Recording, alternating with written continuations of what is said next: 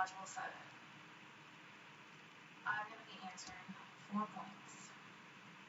The first question, in 1997, case of University and Community College System of Nevada versus Farmer, Farmer was initially awarded $40,000 in damage for a violation of the Equal Pay Act. The university won an appeal in front of the state of Nevada's Supreme Court. The U.S. Supreme Court declined to hear the case, leaving the lower court's verdict in place. Defend or critique the finding of the Nevada Supreme Court using a deontological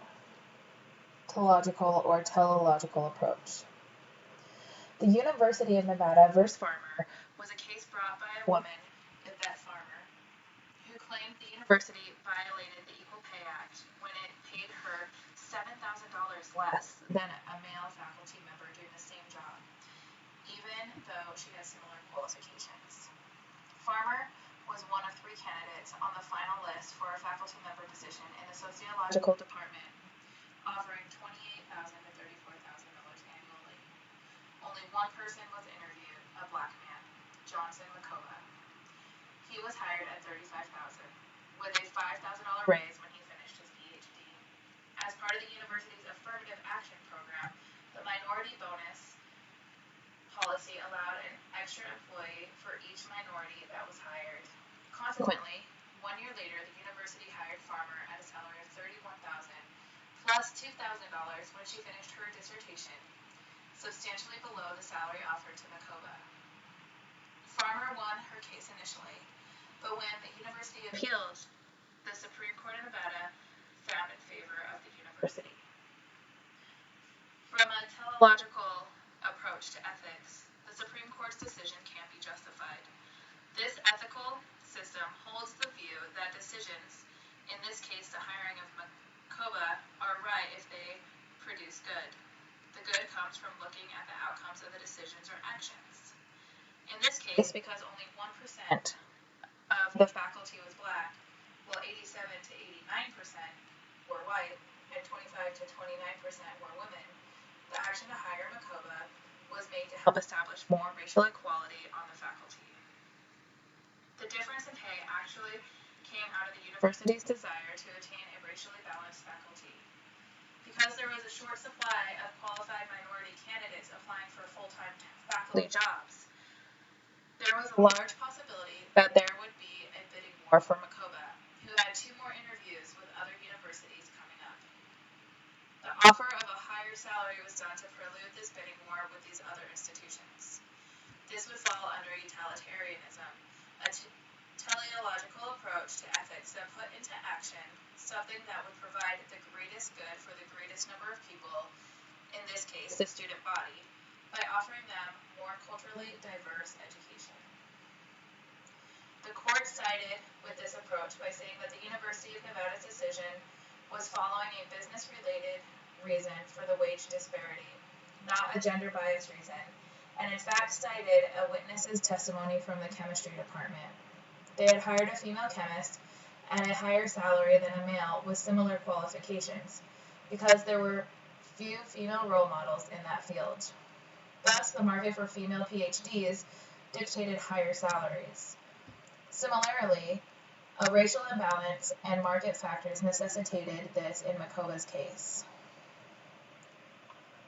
Distributive justice, another system of teleological ethics, applies to decisions of affirmative action because it's the right thing to do to produce equity, even though some might perceive it to be unfair, as did Farmer. From both teleological ethical approaches, the utilitarian and distributive justice systems, the court's ruling at the university did not violate the EPA seems just.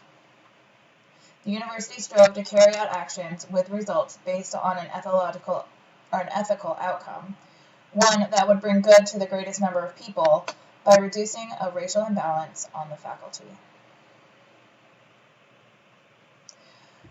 Question 2. The Watchmark Commnato Corporation has undergone significant changes since their case of outsourcing. They were renamed the Ballant Corporation and later were acquired by IBM. This shows the competitive nature of the software industry. Based on this knowledge, examine the outsourcing actions taken by Watchmark Comnital from the deontological and teleological perspectives.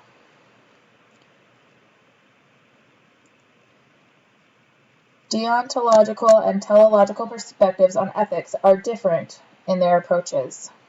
The ethical decisions by companies concerning outsourcing of jobs is still a controversial topic.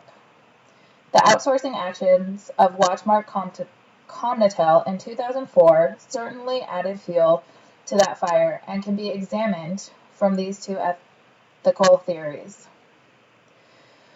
The deontological theory is that an ethical action must be based on obligation, no matter what the outcome may be.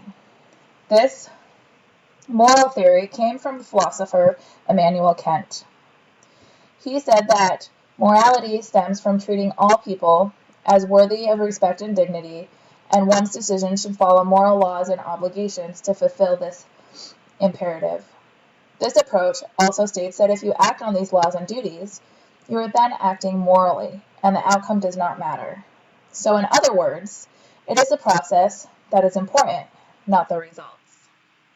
Any organization, such as the Watchman Comnital, can legally be defined as having a personhood to make decisions, and as such, had the duty to make moral decisions for its shareholders in regards to solving business dilemmas.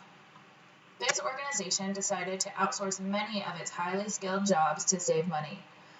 One spokesperson said the situation was too close to our doors, or look at ways to.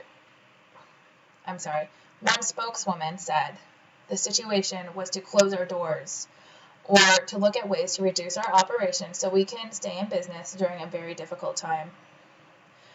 Watchmark Comnital adhered to deontological mandate of duty to the company.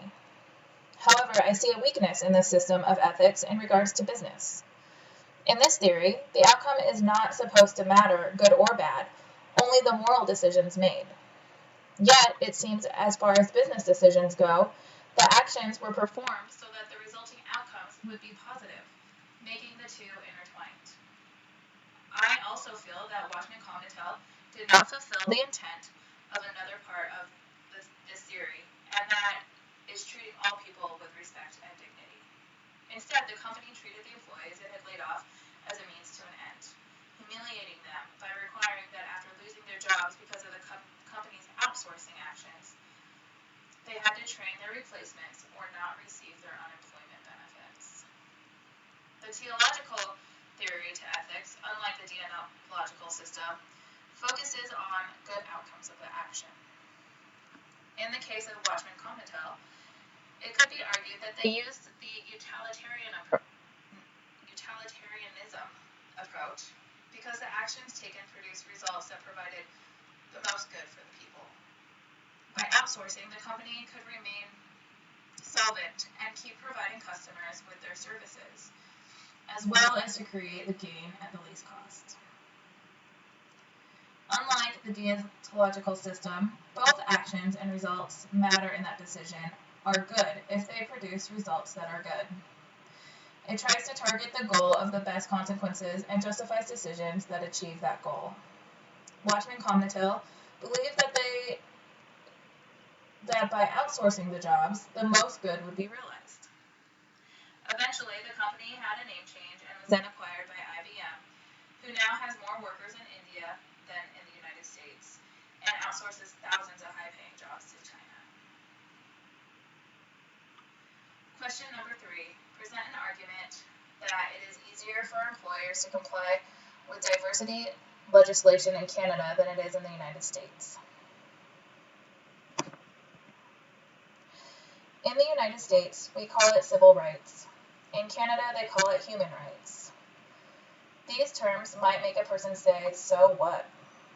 As if there is no difference. But the distinction becomes apparent when the terms are analyzed. The word civil refers to national or state laws. Thus, civil rights are granted from the laws that provide people with these rights, like Title IV of the Civil Rights Act. Following that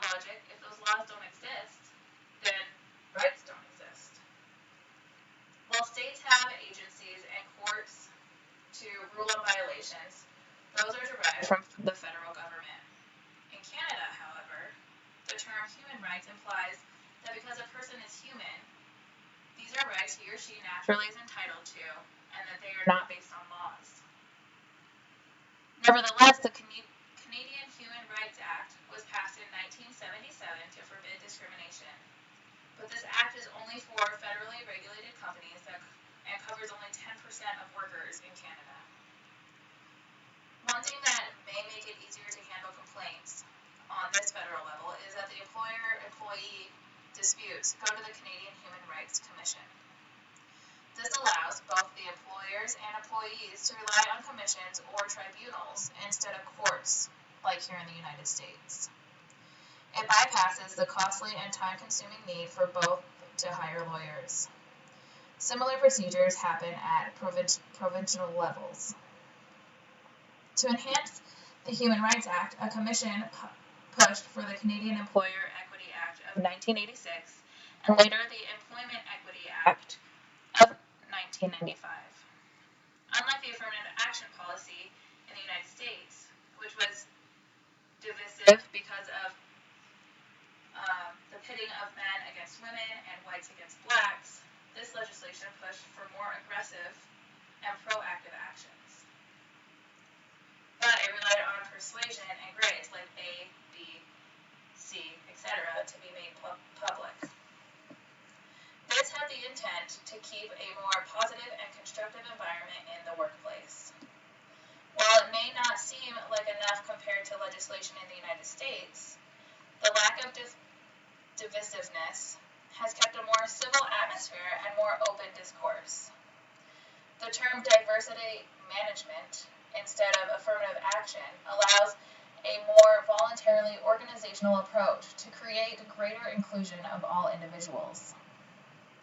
For 90% of employers who are not under the purview of the federal government, they must answer to the provincial governments in which they are located. The 10 provinces and 3 territories of Canada have more power than the United States do. This decentralization allows the provincial government to handle issues that may arise, generally making it easier and quicker to resolve them than it would be to drag them through both a state and large federal system. Another matter that may make it easier to comply with the employment diversity legislation is that an assertion of revenue discrimination is not allowed in the legal system of Canada. In the United States, these types of lawsuits have caused affirmative action to be weakened.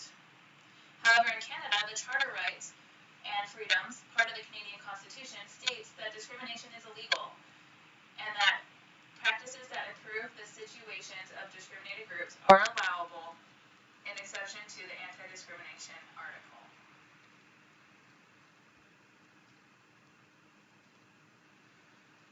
And our final question, question number 4, asks us to select a source of media as outlined in Exercises in Media Diversity. Comment on the questions listed in the textbook for the media option that we have selected. The 2 primetime dramas I watched were New Amsterdam, it's a medical drama, and 911, a show about first responders. 911 is targeted for people above the age of 13 because of the portrayal of bad injuries and some adult themes. For instance, in the episode I watched specifically for this assignment, there was a man who was pinned under a Humvee and his leg was very bloody. There was also a young woman who was laying on a bed covered in a bloody sheet. One of the adult themes was a man out of work and struggling with the lack of activities in his life because of COVID. There was also a brief scene of a man with only a towel loosely wrapped around him. New Amsterdam's audience is perhaps a little older. I would say at least 14 or 15 due to the tense medical stories about people suffering from disease and injury. The particular episode featured a patient in a recurring role who had cancer. Surgeries are also graphically shown and adult relationships are explored in this show.